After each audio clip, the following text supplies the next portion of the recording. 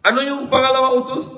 Huwag kang gawa ng anumang inukit ng Diyos-Diyusan, yung mga imahin. Subhanallah.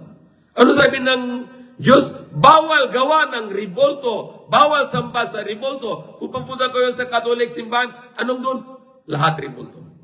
Ribolto ni Jesus Christ, ribolto ni Mama Mary, ribolto ni San Lazaro kasamang aso, ribolto ni San Pedro kasamang manok, ribolto ni San Librador kasama ang karabaw, ribolto ni Mama Mary kasama yung ahas na panya. Kung luhod ka kay San Lazaro, bawal yan, di ba? Mas masama pa magluhod ka kay aso dahil kasama kay San Lazaro aso.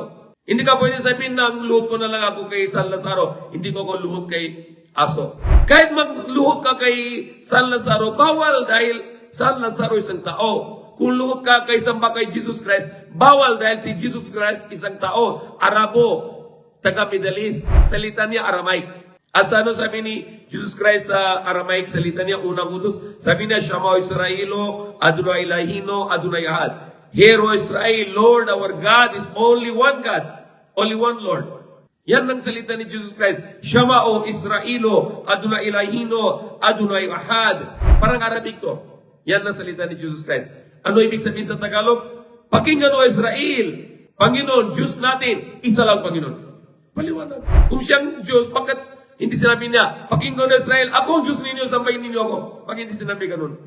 Ano ibig sabihin na meron siyang Diyos, isa lang. So na yun yung gawa nilang pare na sabi, Ama, Anak, Espiritu. Hindi pwede yun, mali. Dahil si Ama, hindi siya Ama, siyang tagapaglikha. Diyos, yung unlimited, infinite God. Si Espiritu, angel lang siya.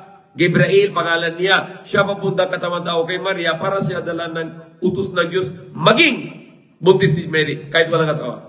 Dahil sa utos ng Diyos. Bibigyan siya ng utos ng Diyos, yung word, utos, maging buntis na siya. Kahit walang asawa, pagyari ng Diyos. Si anak, hindi siya anak ni Diyos, anak ni Mary. Walang tatay. Likha ng Diyos galing kay Mary. Kaya sa Quran, Jesus, anak ni Maria. Hesus Kristo, anak ni Maria. Walang tatay siya. Katulad si Adan, walang tatay, walang nanay. Likha ng Diyos. Sumawal yung imahin. Malaking kasalanan ng samba sa ribolto, samba sa mga Diyos-Diyusan, larawan. Yan pinakamalaking kasalanan ng tao na samba sa Diyos-Diyusan.